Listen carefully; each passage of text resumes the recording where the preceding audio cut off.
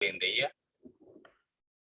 And it's just befitting to have this as the last one, because it's all about discussing about the African angel ecosystem and what has happened in 2022. We're going to be going through the ABAN angel survey for 2022. So we're going to be getting into the insights around that. I think that will be good fun. Let's just jump to the next slide. And how we're going to do this is, okay, let me start. Sorry. So first of all, if you're new to this Angel Connect series, they're being hosted by the Africa Angel Academy. We are the first online angel academy by African angels for African angels. And so far, we've worked with over 400 angel investors from across the continent, across 18 African countries. Really happy about the impact.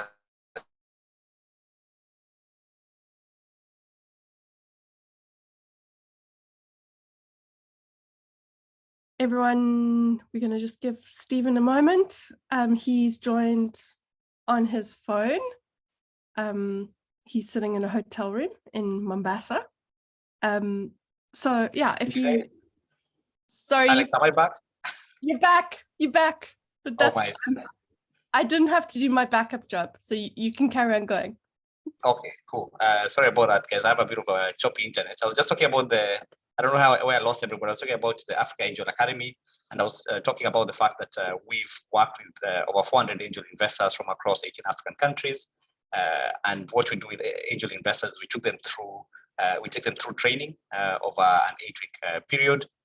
Once they go through the training, we showcase deals that they can look at for investment purposes. We also provide mentorship for new angel groups which are formed. And this goes a long way in terms of being able to make investments into some of the startups.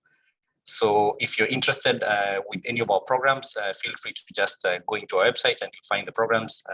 We have cohort programs, and you can also just jump in by yourself if you'd like to purchase the courses or be part of a cohort. And we'll be starting a new cohort in January. So be on the lookout for that.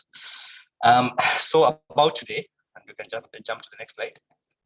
About today, we are going to be talking through the ABAN African Angel Investment Survey for 2022. This report was launched earlier this year in November when we had the Africa ALC Investment Summit.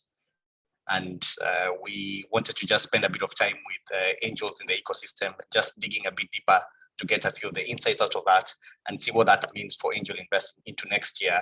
And I think it's going to be an interesting conversation. We have some really good panelists. We're going to be having a discussion with them around the report. And of course, we'd like you to ask us many questions around it as we jump through it.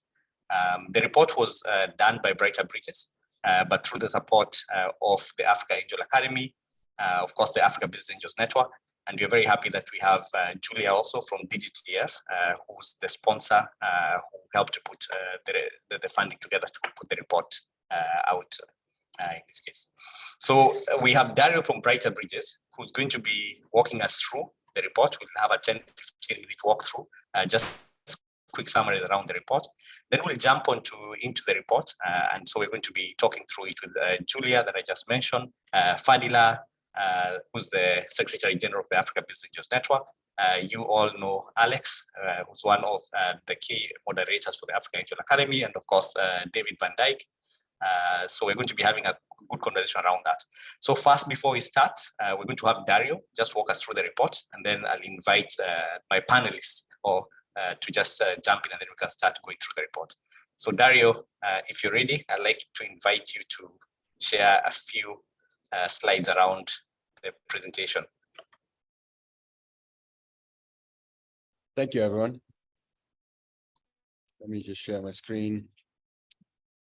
Do you all hear it? Do you all hear me, and do you all see my screen? Yes, we can hear you. Yeah, and fabulous. Amazing. Okay, so thanks, everyone. This is the second year we put this together. This was the very beginning in last year, the brainchild of a conversation around that yet to be mapped ecosystem, which was the angel ecosystem. And And as we'll discuss during the findings, we'll see how angels have started dominating the narrative and on the ecosystem, as opposed to what used to happen a few years ago, by way of effectively the ecosystem, the angel ecosystem being, the angel landscape being far larger. So to set the scene, these differently from last year, this report was actually done with two main methodological approaches. One was the survey, which had over 100 participants across the angel community, and the other one was the angel database, which is Brighter database on angel investors, which counts at least 400 angel investors, and over which invested across over 450 companies. And as probably has been one of the themes, especially with thanks to organization like the Angel African Angel Academy, ABAN, who've been actually plotting for years to create this ecosystem on the continent, and really literally traveling all across the continent to sort of sow the seeds of angel communities in every country, from Angola to Zimbabwe to Egypt. We now can probably like celebrate the fact that over 84% of the respondents were actually based in Africa, even though, as we'll see later, there's a vast number of angels that come from outside of the continent, but we'll explain what implications of these are later. So we've looked all across the ecosystem, and as you've probably seen in the maps, we haven't added it here, but we've added last year and in other kind of brighter infographics. The angel networks span across the entire continent, and there happen to be multiple angel groups and angel networks and syndicates across some countries. So you won't have like just an official angel group per country, but you actually, as the community grows, you start seeing a number of simultaneous groups appearing. Now, why was I saying we look into the fact that there are non-African syndicates? Because the interest towards the continent, which is highlighted in many other reports by Brighter and other organizations, the interest in funding enterprise and entrepreneurs in Africa has grown significantly. Now we're roughly around 4 to 5 billion for the past few years, despite the crash, despite COVID, despite the war, despite many of the obstacles that the world has decided to put us in front of us, as we all were happily trying to just fund these entrepreneurs. Something that has emerged over the past few years is the tangible interest towards Africa, especially from the diaspora community, and for Africans that have been traveling and schooling and working all over the world, and then to some extent they're either going back to Africa and working across the continent, or who are trying to give back to their continent, their family, and their communities. And actually, this is something we'll see at the end as to why angels are trying to are doing what they're doing. You know, by way of doing this, we've seen an actual incredible growth over the past few years of the presence of angel investors that are based outside of the continent. So North America and Europe being the largest, but we're seeing a little emergence of angels across Asia, across the Middle East, especially Middle East, looking back into the continent. Sub-Saharan Africa, right? Again, this is something I probably will discuss during the conversation, but something that at least has gotten me very excited over the past couple of years is the rise of the angel found. So because now the ecosystem is very young, the startup ecosystem in Africa is very young, but now we're starting to see a few generation of companies exiting and a few generation of founders finding themselves sitting on resources that they want to re-employ into their ecosystems. There are founders who exited and decided to set up a football club.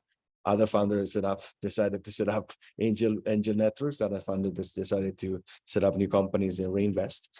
But what we are seeing is that founders that are having a degree of success on the continent, they are not hesitating to invest back into younger and fellow founders. And this is something that I think is one of the drivers of the early stage landscape, funding landscape on the continent, like 100%, as equally as the rise of early stage seed funds and so on and so forth. Obviously, there's also the rise of investors that, by way of being part of the financial space, so managers and other kind of VC investors, they also decide to sort of take part in angel investment activity. This is something that has been a lot of topic of conversation because obviously the potential conflict of interest that arise. So I'm pretty sure that Alexandra and the rest of the team can probably talk to you about the issues that can arise from that, and how to navigate the space when you're already in the financial space and you want to have your own portfolios. Probably, well, I haven't asked you this question, but I'm probably sure that people ask you that question: how to navigate this space. And then we try to cross compare the survey sample with the angel database, because we wanted to see if we had a bias towards the respondents, or we were actually seeing the same pattern across data that had nothing to do with the survey, and we actually see probably the same thing.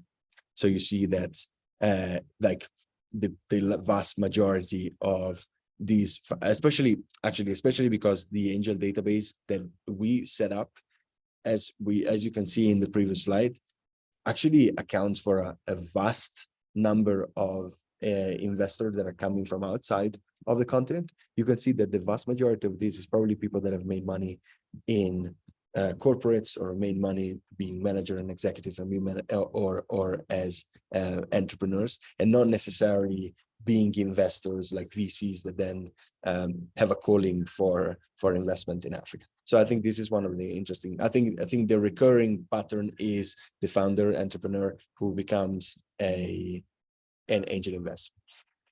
When it comes to, we looked at the educational background, but the bottom line is that most of these people are usually in the science, tech, or management space. And I mean, that I don't think this is any surprising finding. These are probably the people that are usually keener towards the world of business, and people, and usually the background of the founders, of the technical background, management background. The other aspect, before I get into the survey sample, also, guys, totally interrupt me if I'm taking too much time, but I just wanted to give I like giving disclaimers, and I like setting the scene, like trying to demystify some of the charts that maybe people struggle to read.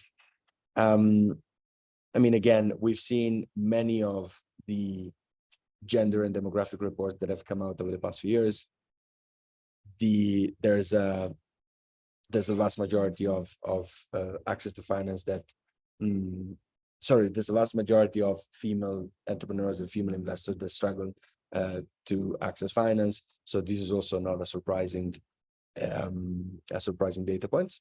But something that could be a subject of conversation is the rise of female fund managers, and how this is actually becoming like the rise of angel groups and WhatsApps of female angel investors that is picking up more and more. Every time you go to a party, you find out that there's a new female angel investor, or female entrepreneurs that are trying, or female mid managers that are trying to come up with a community to kind of strengthen their identity and their role in the ecosystem.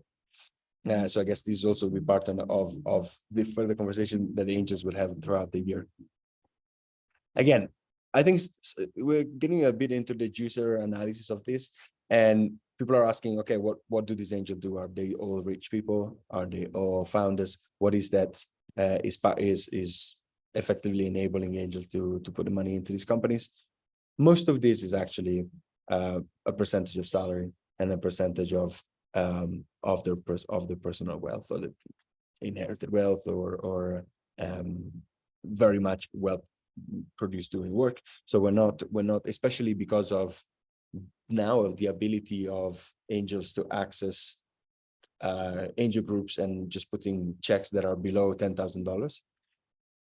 The access to, like, the ability to become an angel investor has become much more democratized than it was in the past. Especially this is a conversation of the last 3 to 5 years, I guess, but probably more like the 3 years. And as you can see, most of these investment have actually happened over the past half decade.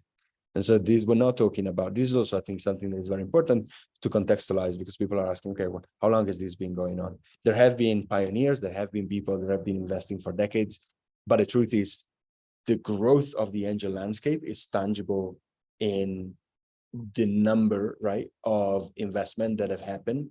This is the number of investment by number of responses per year. And you can see that there's an inflection point about like 5 to 6 years ago. So we're talking of about an extremely young ecosystem. Now, obviously here we're talking about ABAN, we're talking about the African Angel Academy, we're talking about networks and syndicates.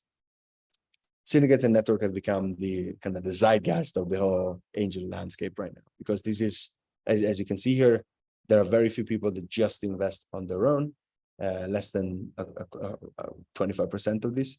And most of these individuals tend to have at least a degree of association with networks and syndicates. And this is because of the different abilities and the different financial alchemy that has developed over the past few years, the different financial models that allow people to just write fairly affordable checks and then have a stake in the deal flow of syndicates, right? Something that also links to this is the fact that as kind of the access to finance develops, also financial instruments have been developing. So it's not just, so there's equity, obviously, when we're talking about investment, angel investment, we're talking about equity investment. We're not talking about debt. We're talking about equity, but there are different types of instrument that have become famous, and obviously one of these is convertible notes and safe. There are more. I myself am not a financial specialist, so I don't come to me and ask me how to invest in a specific way or another. But there are plenty of experts over here that you can tap, whose knowledge you can tap into. But the ability of that sort of the growth in the different type of instrument has become is a further factor into the growth of accessibility and access to finance from the side of the angels, and then obviously from the side of the founders. Again, as I said, most of the ticket are below $10,000. There are individuals that invest up to even 6 figures, but the vast majority of the ticket written by angels still below $10,000. And this is something that actually a conversation that's been going on a lot about the actual holistic role of an angel investor as a mentor, as a kind of a godfather of a company, because most of these investors tend to have follow-on rights. So from a contractual perspective, but also angels, when they enter a company at the early stage, tend to really kind of go hand in hand throughout the growth of a company. So the role that they play from a advisory perspective, from a mentorship perspective, is also very, very important. Now, probably for on the right-hand side of the page, probably one of the aspects that this may be of interest for new or incoming or upcoming angel investor or wannabe angel investors. How do people get access to the deal flow? And here we kind of ask the question to try to figure out what do you need to have access to deal flow, right? Personal network is very important. And so personal network means that you need to participate in the life of the ecosystem. And so some of these are kind of consequence of the fact that you have a personal network, right? So you have startup programs and event, referrals, syndicates. So like belonging to a community, belonging to the ecosystem is one of the most important feature of this. And as a matter of fact, it's very hard for you to parachute from the outside and try to get access to the best deals. But again, this is something that the good fellas from ABAN and AAA could help with, because I guess this is their job. And then this we looked at a bit of, we can probably skim through this quite faster. Sector preferences, because an angel investor enter at the early stage, we haven't really detected any sort of fixation on a specific sector. We've seen quite diverse approach and diverse focus. And then obviously, because we're talking about startups, most of the, I guess, sort of transparently, I think there was a bias in this question, in the sense that obviously we're looking at angels, we're not looking at philanthropists and impact investors, we're looking at angel investor. So most of these belong to the startup space. And when we talk about startups, 85% of the conversation are refer to high growth startups. And so this is probably the explanation behind this chart. And again, this is actually something, if you ask me, this is actually something quite surprising. Most of the angels are actually looking at companies that are post revenues. And like, this is something that is interesting, especially right now, because of the capital crunch. We're looking at, it'd be interesting to understand how risk perception has evolved over the past few months, compared to maybe like a moment where there was capital bonanza at the end of 2021. On again, investors invest all across Africa.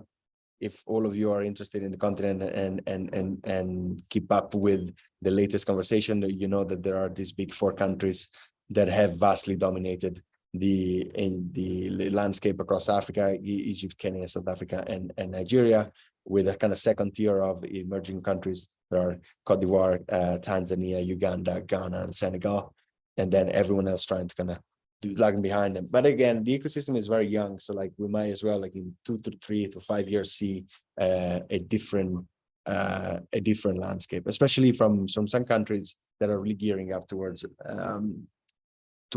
like building like financial regulation, legal frameworks for, and capital kind of regulation for the startup ecosystem. Guys, please feel free to cut me if I have gone well past. The last couple of slides, I'll be very fast. Again, as I said, like why do the investor tend to like want to invest? Most of these investors are founders, and most of these investors are also diaspora managers. There's a common thread around trying to give back into the ecosystem, right? And also obviously to like seeing venture capital and alternative finance and as an alternative way to generate wealth. So I think there is a dual approach. One is obviously give back into the ecosystem, support the communities and the entrepreneurs, and then the other is obviously create new alternative way to generate wealth from themselves.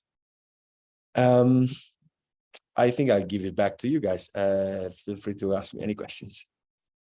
Thank you, Dario, for walking through the report and in actually quite a bit of detail. And I'm sure we'll ask a couple of questions. What we wanted to do before we jump on to the Q&A and sort of like just trying to flesh out the reports, trying to pick out, I think there's a couple of observations that Dario made, was to do a quick poll just to get a sense of what you found exciting, what you found interesting in that report. I saw, I think it was Kondwani who said that he was quite impressed by the high risk appetite because it shows that a number of the angels are invested from their salaries. And you're saying quite impressed by that. And Alex, I think you already mentioned something around. As we load up the poll.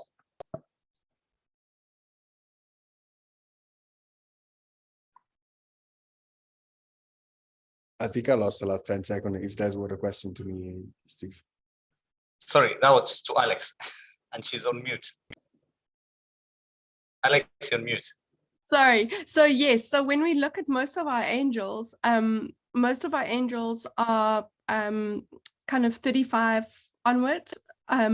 Almost all of them are working full-time professionals, either running their own business, they're entrepreneurs themselves, or they're involved in some capacity working with startups, either through advisory or mentorship. Some of them are working for funds later stage and are wanting to play earlier stage, but a lot of professionals who are investing a portion of their salary or kind of income into this asset class. And so we are seeing busy angels who I think some of them are the most amazing multitaskers in the world, kind of also running businesses, running multiple angel groups, doing deals, which is very inspiring. But if you are also someone in this call wearing multiple hats, then you're definitely not alone. That's what we're seeing, specifically, typically through AAA. And I think that's also why a lot of the angels that we work with, and also, you know, ABAN is here as well. Lots of angel groups and lots of members who belong to groups, and that angels like investing together also, not only to spread the risk, but to spread the load. Thanks, Alex. I'm seeing the comments are coming in on the key observations people have made. Nick, I've seen your question. We'll probably try and ask that once we get to the Q&A. Thanks for that. But as we sort of get the comments, we're very privileged. Tommy, the president of ABAN, is here with us. And Tommy, I'd like to request that you just unmute yourself, you put on your video, probably just say hello, and maybe share your observations from the research. I know you've gone through it a couple of times already. There was another panel that you're part of, but it'd be good to hear from you, Tommy. Lord have mercy. I was supposed to be an observer. Tommy, you can never be an observer. Never be an observer. There you go. This is absolutely. You'd have to sign on with an alien. You don't even like believe in these words, Tommy. Sorry? You'd have to You go. don't even believe in what you just said. Well,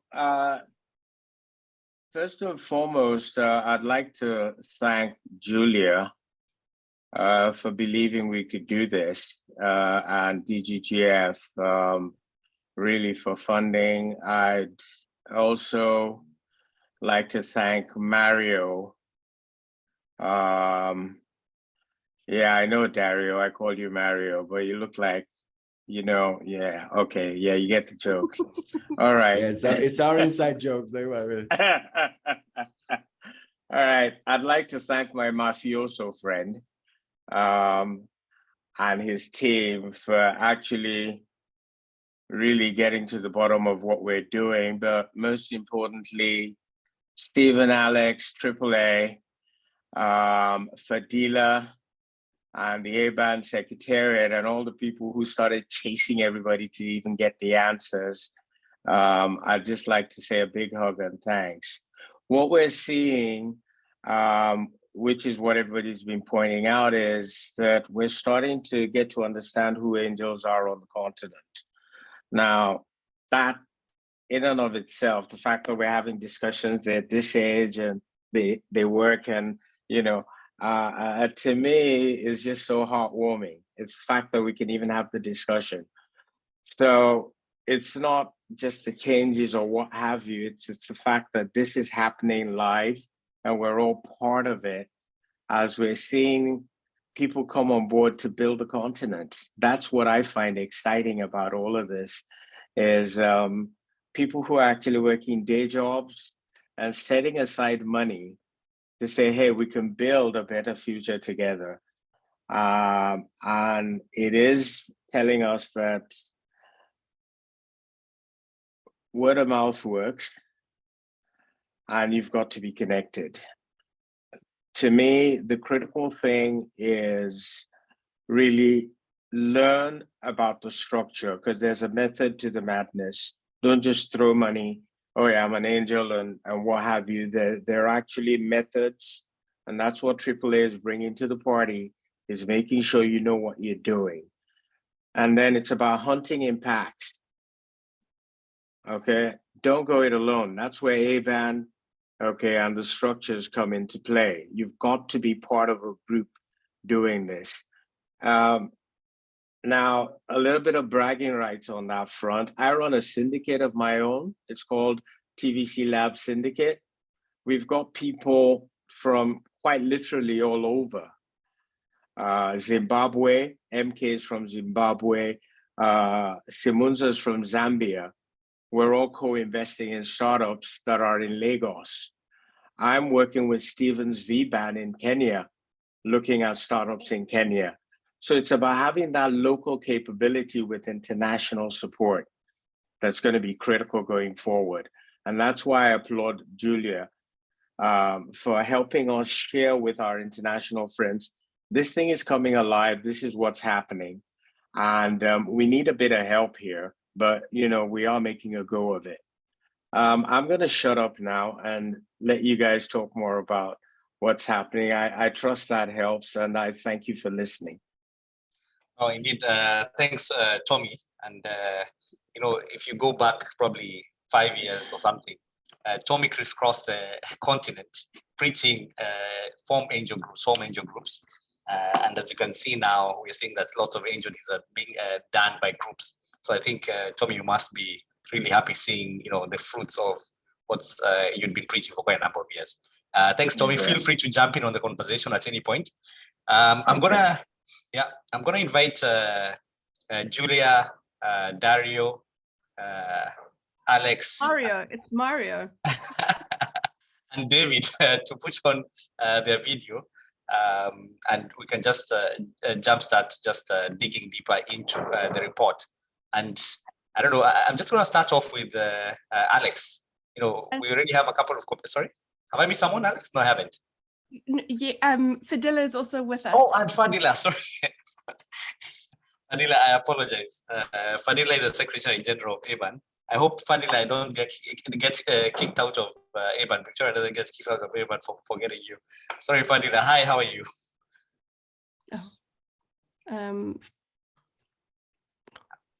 Okay, so I think we can jump in. We already have some comments from, I think, 9 participants in terms of what they found to be interesting from the report, some of the things that stuck out to them. So let me start with Fadila, since I already had forgotten about her. Fadila, what stuck out to you when you sort of went through the report? You're part of putting the report together, but what stuck out to you?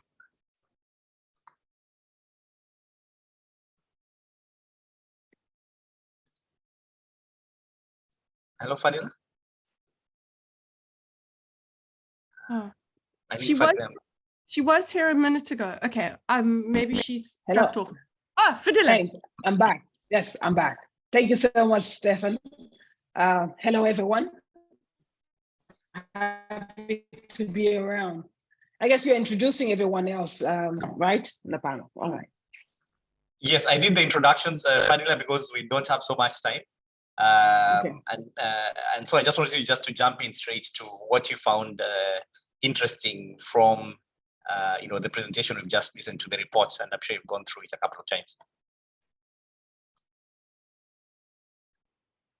I think one of the most remarkable comments that I've really have to share with everyone on this panel today, and anyone else that will be listening to this recording, is that angel investors, or let's say experienced angel investors and new angel investors, are becoming more pretty much deliberate and also disciplined. And they have also a better appreciation of risk, movement within the ecosystem and how dynamic the ecosystem is also becoming. Apart from that, we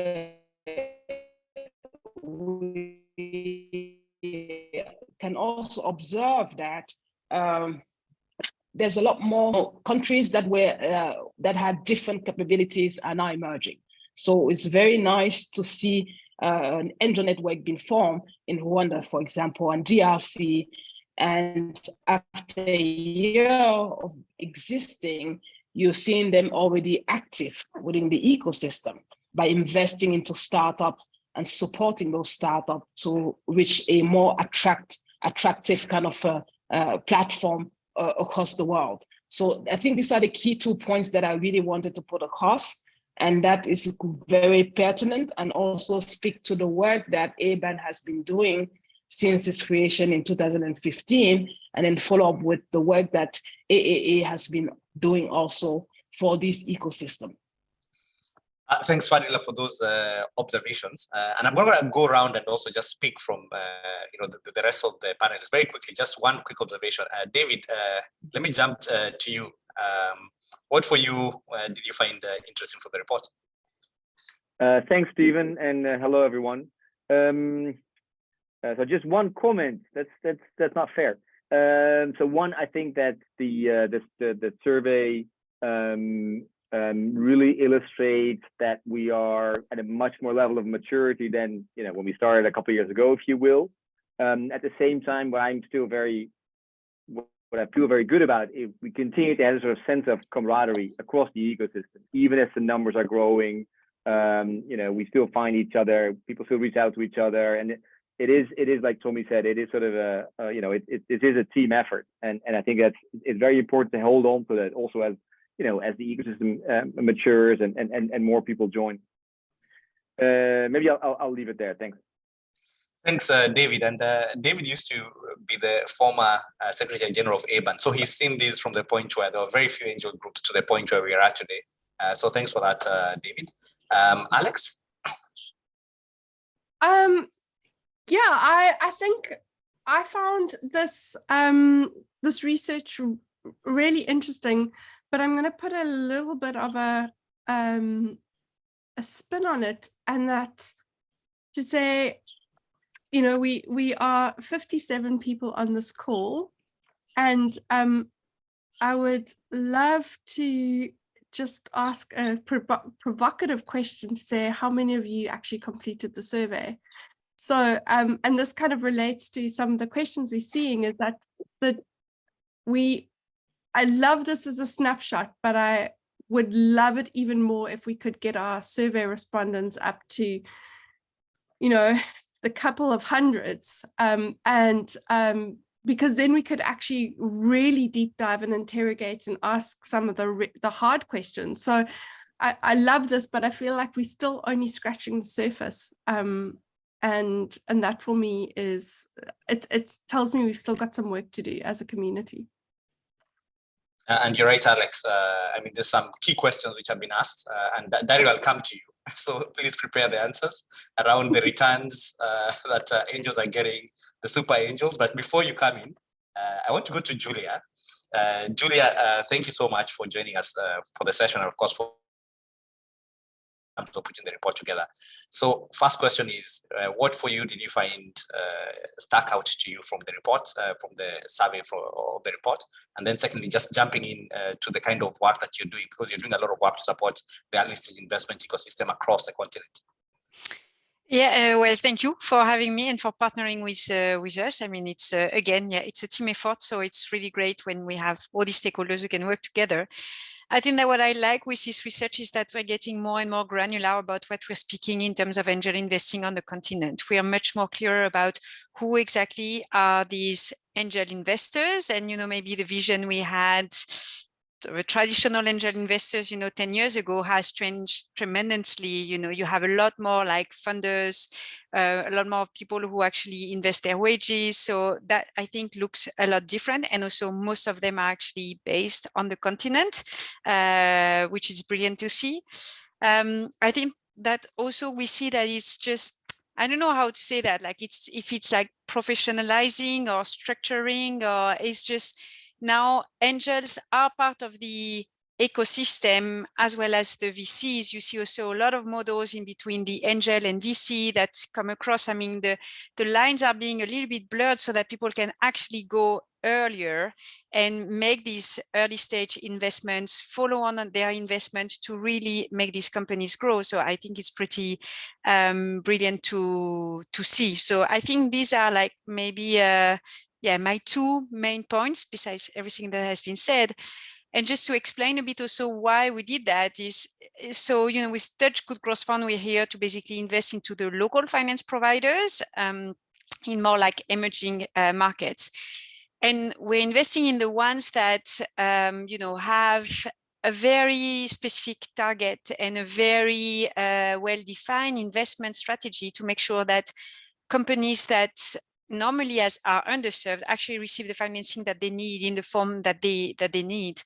And what we have seen is, especially when we speak about more like high growth businesses, with a great scale potential that can provide, really important products and services, let's say in education, health, all that tech-enabled, well, it's going to be the game of the VCs, and it's really important in terms of who will benefit from that, but also because these high growth companies, even if they are tech-enabled, they are like the biggest job creators.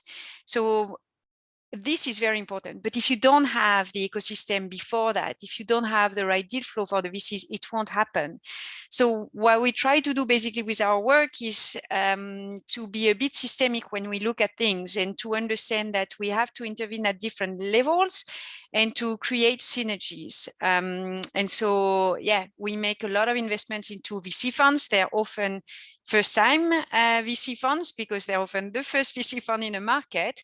But then you don't just go with that. You need to look at the ecosystem around and what do they need before. And that's why we're very happy to also work with angel networks, either directly or through our partnership with African Angel Academy.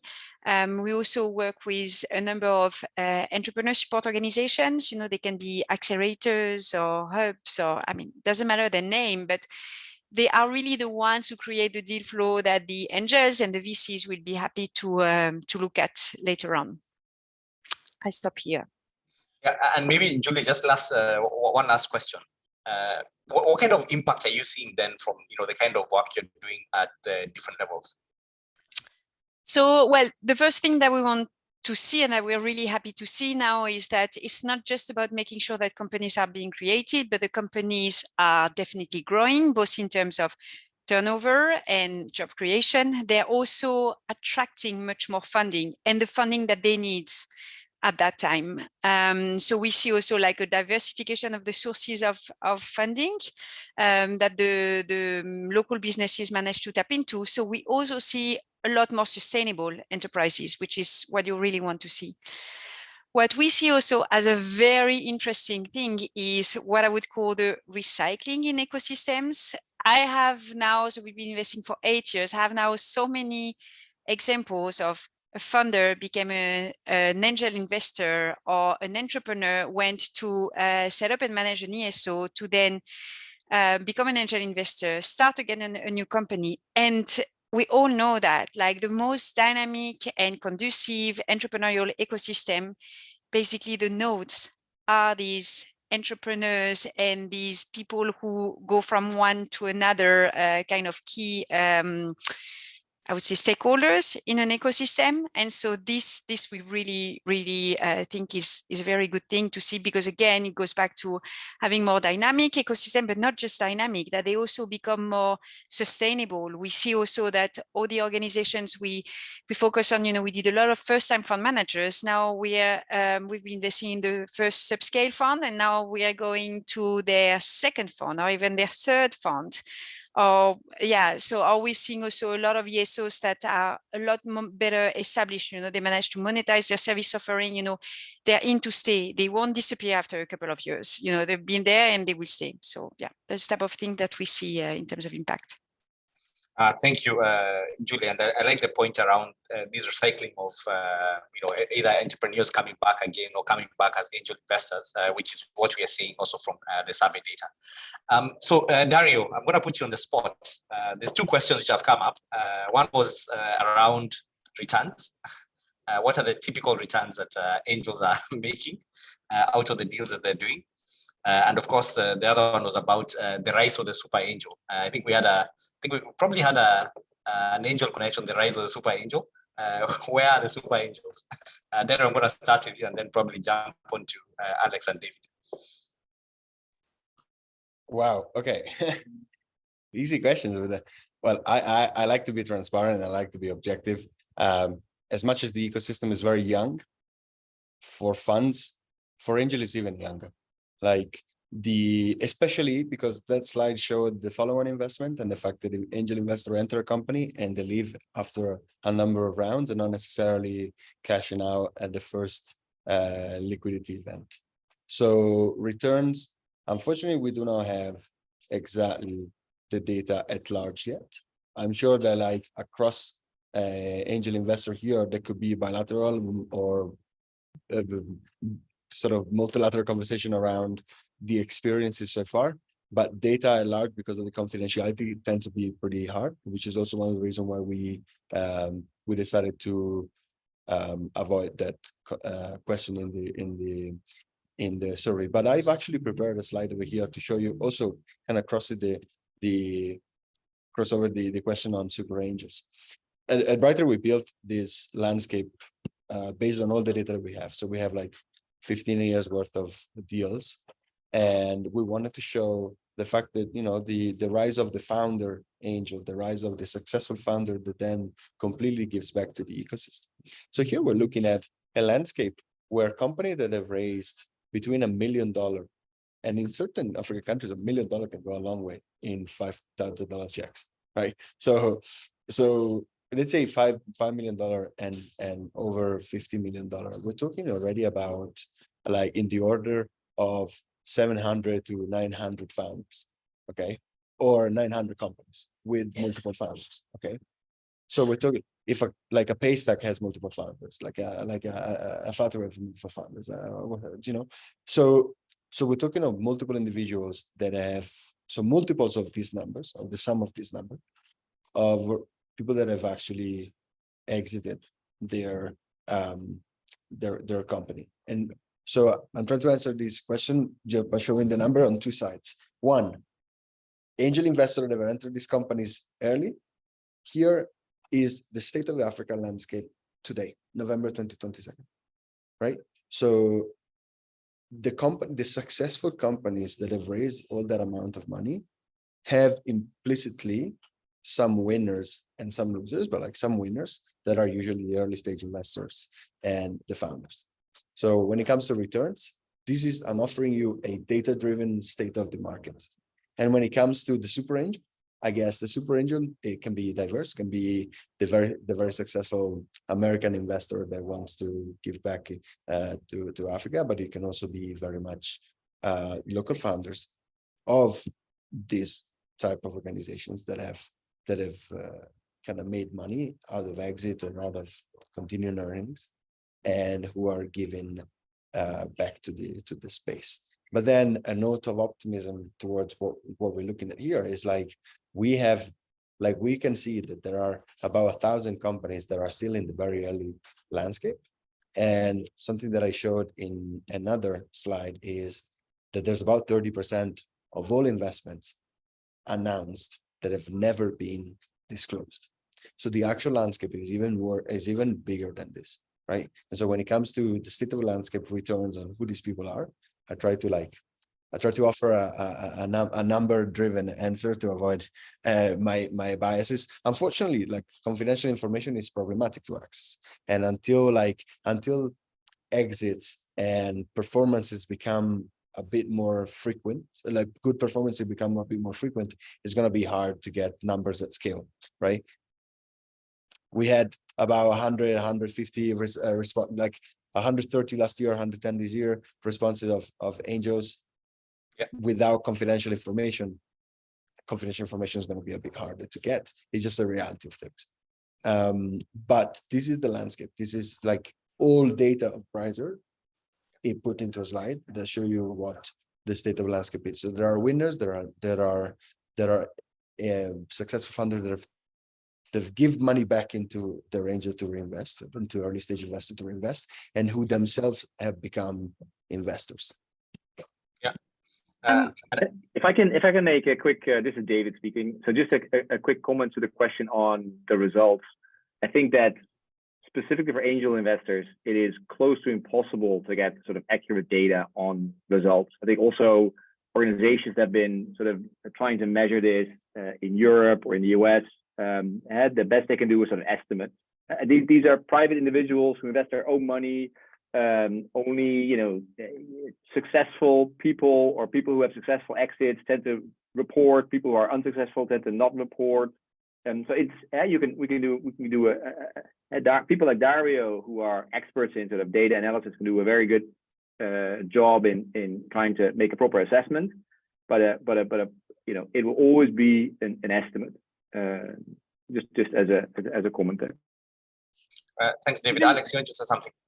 Yeah, I just wanted to comment also on the super angels, Duvan, because I think it's a really interesting question. And I think sometimes, so first of all, this kind of definition of a super angel, I think there are levels of super angel. And I think, but what I am really encouraged to see is we're starting to see angels with much bigger portfolios.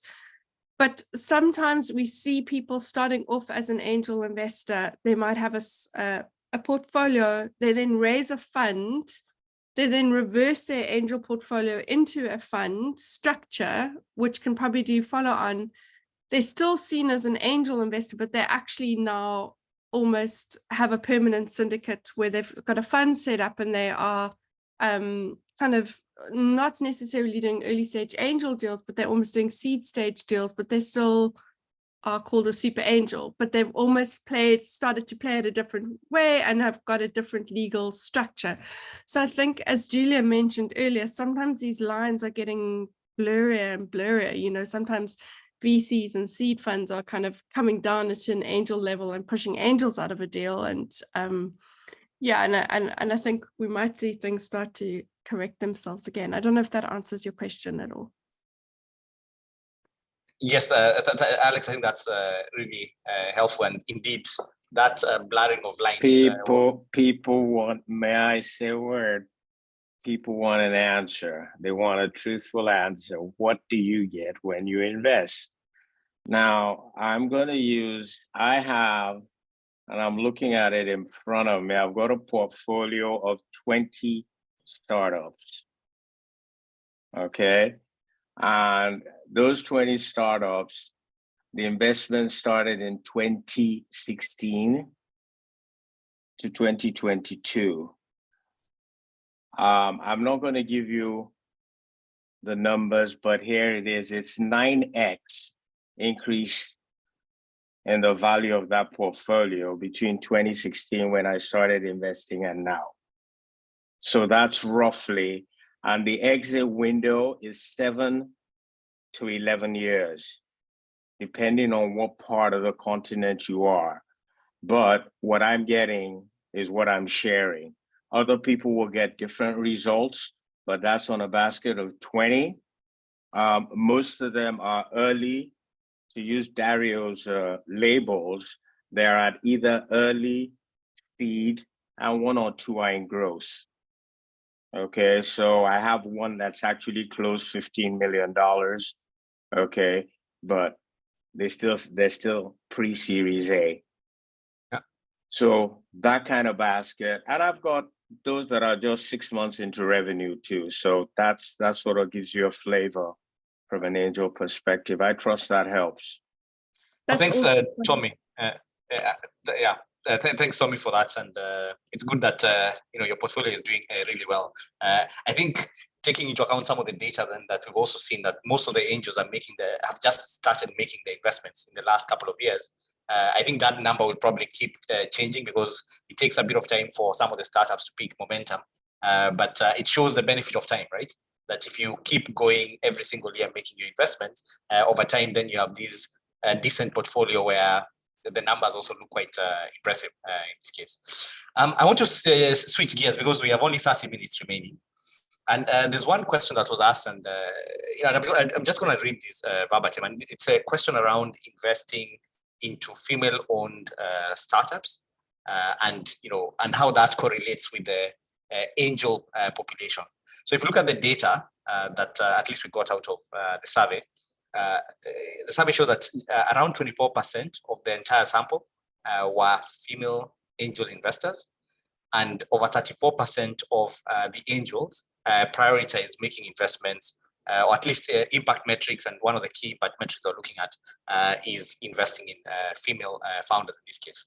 However, if we take that data then and contrast it on the other side, and what we are seeing in terms of the overall funding that's going to female founders and female co-founders, I think it's below 5%. I think 3% actually, to be precise. So I don't know, what do you make of this? And finally, I'm gonna bring you in here. What do you make of this? And you know, yeah, let me just leave it open-ended from that perspective. Fadila, you're on mute. You're on mute. Well, at least one thing that we can comment about is, number one, we understand who are those females that are engaging this ecosystem, and thanks to this survey again, right? And number two, we know the contributions and why they are attracted to those ventures, you know, ventures led by women and or co-founded or co-led by women. And apart from that, I must also highlight the fact that, which is the data that has never been disclosed actually, is that we're seeing more and more women leading angel network across the continent, right? I made mention of 2 networks that have emerged. We have made like remarkable kind of results, the Rwanda Angel Network and the DRC Impact Angels. And both of these networks are led by actually women, right? And apart from that, we're seeing more and more women being involved. And I think that one of the criteria that it has really put forth with the support of the GGF support help has been to being very deliberate in training additional women into this space of early stage investing. So as we are heading towards closing that gap that exists in the bigger market, we're seeing that a lot of the initial work that is actually required is being done. Number one, training of the women who can be trained and understanding angel investing, who can be trained in actually managing angel network, who can also be trained in pulling other women to be part of this whole movement. And I think I will quickly pause here because my comment is really about how the ecosystem is evolving, how we're engaging women in this space, and the impact that we have started seeing, you know, across board. Yeah, and thanks, Fadila, you know, on the point around that now we know what's happening. We know the female angel investors were doing these. And Alex, just to bring you in AAA, we've seen something very different. Where if you look at when we did, I think a survey with the angels that we have and the investments we've done, I think almost 50% of the deals that were done to female founders in this case. So, I mean, for you, what does this mean? I guess to the point around being deliberate in terms of, you know, getting more angels into the room. And do you think that enough is being done? What else could be done in this case to push the agenda? So I think, you know, I personally am so sick of hearing people say that there are no high growth businesses started by women. I think it's absolute, excuse my language, bullshit. You're just not trying hard enough. But women entrepreneurs or female entrepreneurs have also been treated horrendously and have to face incredible biases through due diligence, through the deal process, when they speak to grant funders, to angels, all the way up the pipeline. And what we are seeing is, and it's not women versus men, we're seeing that we have 222 women angels who've been trained through AAA, and they are the most incredible women. They are leading. So Future Females Invest was a new group founded by women. Mo Angels, there's DNA, there's Rwanda Business Angels, there is Hannah with DRC Angels, there's Dazzle Angels, there's Lan who's got female leaders, there's Rising Tides. There are so many groups that are not only focused on women, but have women leaders. And when you look at those groups that are prioritizing gender balance amongst their angel members, their portfolio is outperforming and exceeding what we're seeing on the rest of the continent. So if you are serious about changing the makeup and the allocation of funds towards more female founded businesses, I think the very first thing you can do is make room for more women angels in your network, because their networks will bring you the high quality deals and you will have a more balanced portfolio, which is what everyone says they're looking for. But I haven't seen much movement, but I'm hoping that with us training more women angels, and believe you me, we have the most incredible list of angels, and I'm very pleased that we're going to continue to train more next year. But these are women who've got fantastic networks among startups and founders and can really help you build more balanced portfolios. So I'm hoping to see that this change that we're seeing at an angel level is going to start translating and transforming. And my goal is for us to sit in maybe December 2027 and to be popping champagne because Africa has completely exceeded the global standards of a percentage of capital being allocated towards female founded and co-founded businesses. So that's my 5-year goal, putting it out there to everyone on this call. And I hope you will join me. Yeah. Make sure to join the Angel Connect in the year 2027. We'll have champagne for everybody. If you're not we'll make sure that we mail champagne to every single person. You were on this call. Yeah. If you were on this call, then we're gonna, we'll I don't know. Julia, do you have any connections in France, being French? Actually, I do. But Yeah. Every year we go to the Champagne area, so it's fine. I can arrange that. No problem. We can make a business out of it. That's definitely high growth. But then again, while French champagne is delicious, we are proudly African all the way, and we will be sending you South African Cap Classique. Oh, it's fine. I mean, we just exported the way of doing it. You know very well how to do it. It's fine with me. Thank you for sharing that knowledge. Okay, Serena, you're in. Yeah. And I don't know that I had Julia say that she's looking to sponsor this in 2027, but I'm going to leave that there for now. Not out of Dutch Ministry of Foreign Affairs money, my own personal, my wages. We'll crowdfund. Thank you. I want to move the gear then just slightly, and Dario, just coming back to you. Of course, from these reports, you can tell there's a lot of optimism. There's so many angel investors who just started making the investment. I think the numbers were something like just in 2022 alone, we have at least 54% of the angels who made at least 2 deals. But then if you look on the global scale, things are slowing down. I think we've already in the 3rd quarter, we saw numbers starting to slow down. So Dario, what do you expect to happen? Because you spend a lot of time with the data, you probably bring several surveys out there. What will this mean for the angel investing ecosystem? I'm starting with you, then I'm going to jump on to David. Sorry, guys, can I just be brutally cheeky and just screen share 1 second? Yeah. Okay. Yeah. So in a week, we're launching a new platform, and this platform is making us think about a number of things. Dario, just in case we can't see your screen yet, just in case. No, I know. Okay, I'm sharing now. I didn't see anyone pointing a pistol at me, so I said, okay. I just wanted to say, so we're launching this platform in a week, and there was something that we were observing because we're building our end of the year report. And something that we look at is that consistently over the past 10 to 12 years, the state of the ecosystem has been constantly growing. What we've seen is that in 2020, because of COVID, the activity stopped, and the activity got topped up into 2021.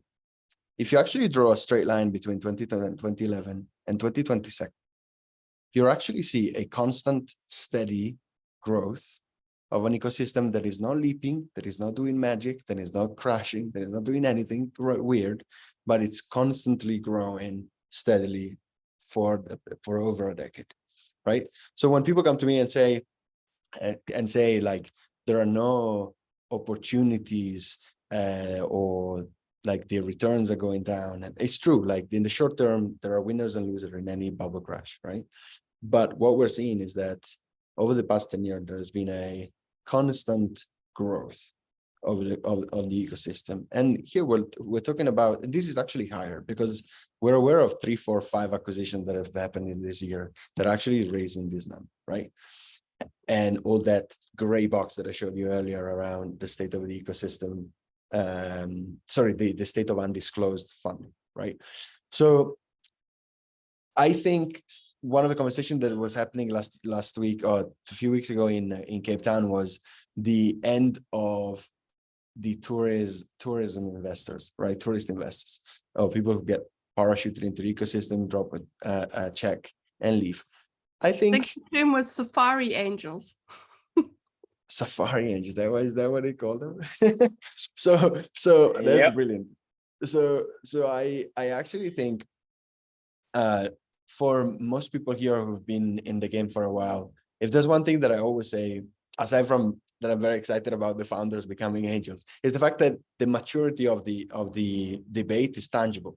Like, to quote Alexandra, like, people are taking no shit anymore, right? Like, people who've been investing and sweating to improve the state of the ecosystem have actually learned what works, what doesn't work. We're all still learning about what we don't know working, but you know, the debate, the maturity of the debate has actually increased. Even just since Brighter was founded in 2018, like the debate, like everyone was talking about, you know, ride-hailing companies and a lot of models that, like, in hindsight, five years later, like are no longer idealized, but they're really investigated, they're really questioned. And you can actually, if you look at the growth of the trends in the products that are now growing, that are now getting tractions, they've dramatically changed from 5 years ago or 10 years ago.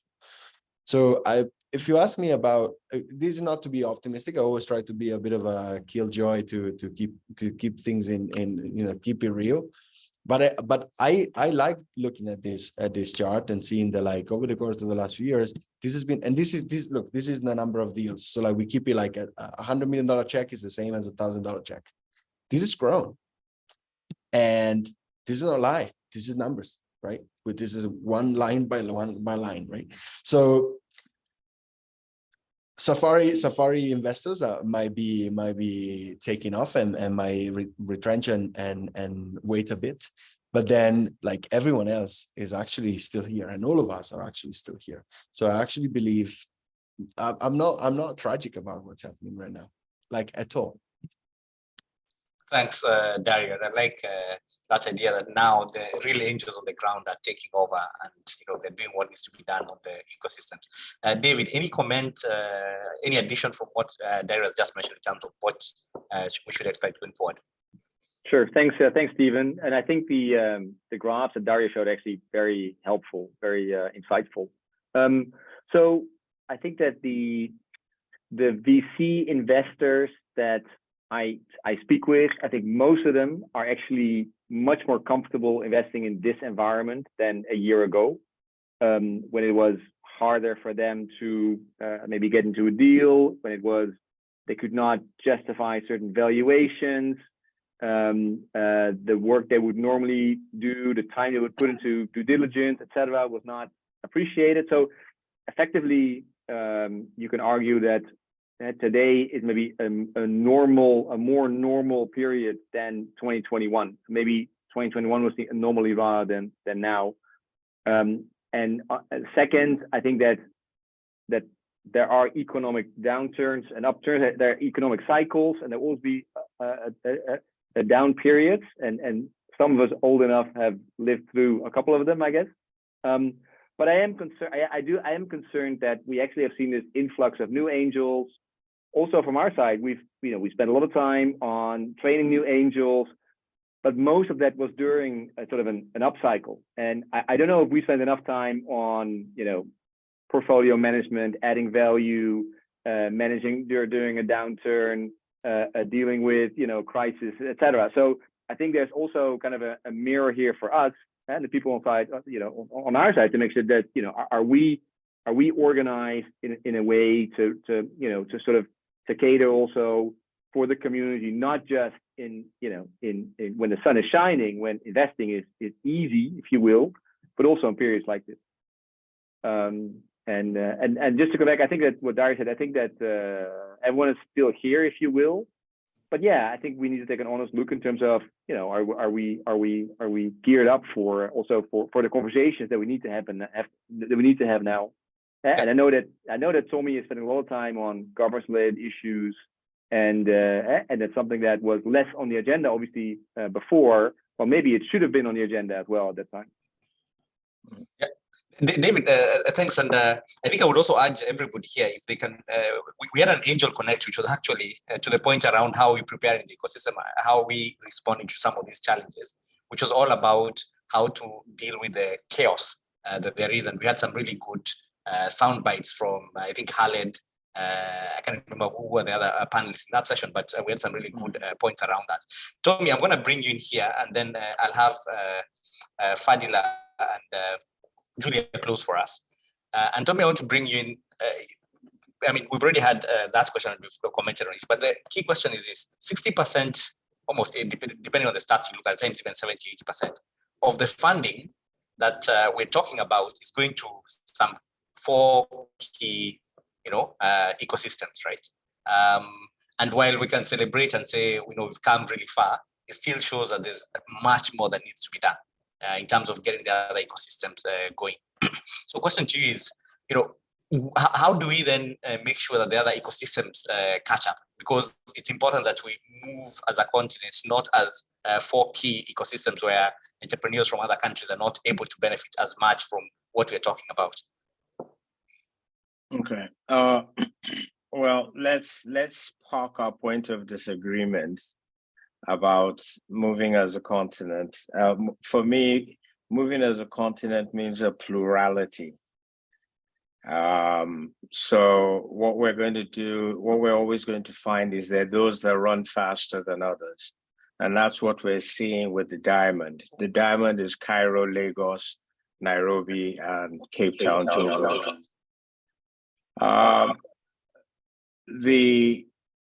The way we are approaching, ensuring that all regions participate is through programs.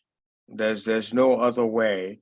It is through incentivized programs that encourage those in those non-diamond cities to participate. The best example I can give, and I think Fadila will speak to this, is what we're doing with Catalytic Africa, where we're actually harnessing the combination of innovation hubs and angel networks. Not, forget Joburg, Lagos, Nairobi. We've done all of those, but I think the latest deal was in Kinshasa. We've done Dakar, Senegal. And when you start to highlight that these ecosystems are alive and well and starting to grow, I think we will start to put them in a position of growth to be, I don't expect them to end up being Cairo Angels tomorrow or Lagos Angels the day after, but to get along that path of sustainability where they are seen as a vibrant contributor to their local ecosystem as an economic development asset. That's sort of where I'm encouraging people to drive towards, if that makes sense. I trust that helps. Yes, it does. Thanks, Tommy, for that. Maybe, Julia, just coming to you almost in closing. I know DGGF is focused across the continent. Maybe you could just share some of the work that you're doing in these other ecosystems just to move things. Yeah, so I was actually nodding as to what Tommy was saying. Actually, we see that, okay, so for us, it's still very important to have like our individual interventions, doing all the deals that we do. to kind of show that, yes, you can invest and be successful. And the performance is, yes, the financial performance, but also the impact performance. But we also see a very big need as to more programmatic approaches that enable you basically to have more of an impact if you're on this like a value chain, right? Before and after, and also have all this knowledge basically be the base of your influencing strategy. Like, it's great if you have impact and all of that, but look at us, it's been 8 years. I don't know how many people, know about our work. I don't think that many. So we have to be also very thoughtful about demonstrating, okay, this is what can happen. And that's why we're trying to do, not to say all models can be just copy pasted everywhere, but just bringing, some thoughts about what other people have tried, what were the success factors, what were the things not to do because it doesn't work, and then just bring some more inspirations, because there are plenty of people, I mean, on this continent, but we work also on others, they have great ideas, but you don't know what you don't know. So if you are in a position like us, which is quite luxury actually, because you see so much, if you can say, don't go that direction because it doesn't work, it seems that there is an opportunity here, maybe we can support you in this direction, then that helps. So I think being very indeed programmatic, where you really capture all the things that you can do in an ecosystem and demonstrate to others what can happen, is extremely important. I like that point a lot about learning from other ecosystems, in which case that would mean that even these other ecosystems will move much faster, I hope, because there's a lot to pick out from. There's lots of mentorship that's happening between different angel groups, which are, for instance, at AAA, we've been working with different angel groups from different countries, and we are sort of like getting an experienced angel from Kenya, from South Africa, from Egypt, etc., to be able to come in and to work with the less experienced angel groups and ecosystems to be able to support along that journey. Finally, in closing, and I'm not going to ask the panelists to share closing remarks because we don't have as much time, but I will ask for us to take a photo. So please don't leave if you're about to drop off. We're going to take a photo to close the year. Finally, there's one statistic that came out of this that we also need to work on. And it's this idea about the incorporation, where most of these startups are being incorporated. And I think, the stat was something like 60%, if I'm not wrong, of the startups are incorporated outside the continent, and 40% being incorporated in the continent. And that number keeps thinning as startups keep raising bigger rounds, because then they are forced to move to a different jurisdiction by the bigger investors who are coming on board. So I guess finally, I know there's a lot of work that's happening from a policy perspective for ABAN. Maybe you could speak about what are we doing in terms of, reversing that, because we'd like at some point when these companies are exiting, that a chunk of those taxes, or if there's any taxes or returns, stay in the continent, they don't go outside. Finally, you're on mute. Okay, yes, Stephen, thank you so much for this question, because it's so I think one thing that we must actually know is that the destinations are usually. Finally, you're a bit faint. I don't know, maybe your microphone has a problem? Hello, can you hear me? Please just go on. I think, yeah, we can hear you better. Can anyone hear me? Now Yes, you you can now. All right, that's wonderful.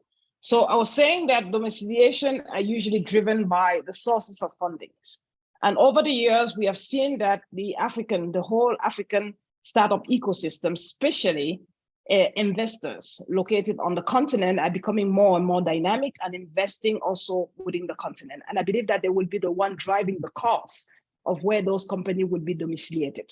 Now, in terms of what ABAN has been doing, in that respect, there are two things: education and facilitation, right? Last year, we were discussing with a number of investors and angel network groups, talking about different advantages and disadvantages of domiciliations, right? We looked at about 5. These are the common domiciliation that startup ended up really using, Delaware, Jersey, Mauritius, as well as London. But also, apart from that, we as ABAN has been looking at what role do we play in making sure that our angel groups have the opportunity to have access to other domiciliation that are not even known. So we have been collaborating with the various domiciliation, especially in Mauritius, but also emerging one, such as the Kigali Financial Center. And one of the determining factor also is pricing, right? We have been talking with multiple domiciliation, trying to figure out a package that will accommodate angel investing behavior or angel investing activities across the continent. And I think that ABAN putting forward a good argument to those domiciliators to kind of adopt angel investing as a tool have actually opened doors for those holding domiciliation to kind of establish a platform that is very much aware of how price sensitive angel investing is. And to that, we are close to really much closing a good deal with the Rwanda Financial Center that will accommodate the registration of SPV at a very competitive price, right? That is the first step towards attracting and making sure that startups, ventures that are emerging on the continent are starting looking inwards. And also, it will also encourage a number of angel investors and angel group to also pool capital from the continent and in the continent to go into these startups that are operating on the continent. So there's a lot of work that has been doing and we have been doing in the background. And I'm sure there are a lot of people also on this call who have contributed to that. And I will not give names now, but I would like to thank you in public. And next year, you will hear a lot more about this because this is real and it will be a game changer. Merci beaucoup, Fadila. And that's really good news. We are looking forward to that piece of information once it's released. People, we are out of time. I want to thank my panelists for taking time and sharing their thoughts on the different points that you've had. And we are going to wrap up. I'm going to ask Alex to jump in for one quick announcement and for the photo. Thank you, everybody. If everyone could turn their cameras on super quickly, because I know that many of you have additional meetings to go to. We'd love to take a final photo of our Angel Connect for 2022 and see your wonderful faces. The other thing as well is that Julia and the DGGF team have agreed to sponsor this angel research for another 2 years. So we are open to suggestions. If there's particular topics which you would like us to see explore, you are very welcome to drop us comments. And we will be also running additional cohorts. We're going to kick off a cohort in January next year and then run the DGGF cohort in the second half of next year. So we'll please keep note of watch out for the AAA newsletter and we'll make announcements soon. Okay. Just sorry to cut you, Alex, on the survey. ABAN is actually restructuring the survey given what we've witnessed this year, and we're going to be discussing that with DGGS and yourselves for the announcement of the 2023 survey, because we want to go deeper. Thanks a lot. Over to you. Excellent. Great, Tommy. And we all look forward to making it better and better. Okay, I'm going to say 2022. I don't know. I'll take the photograph. Oh, sorry. Okay, Stephen, you count us down. No, I want Ayanda to put her camera on also. Ayanda is an amazing person who's been putting all these events together. Ayanda? Come on! There you go. Okay. 3, 2, 1. 2022. 2022. It's not very good. Have you got it, Alex? I think so, yeah. Okay. Thanks everyone for joining us. Thank you, everybody. Really appreciate it. Thank you so much. Have a good evening. Yeah. Bye-bye. Thanks, everyone. Bye-bye. Cheers, Take care. everyone. Thank you.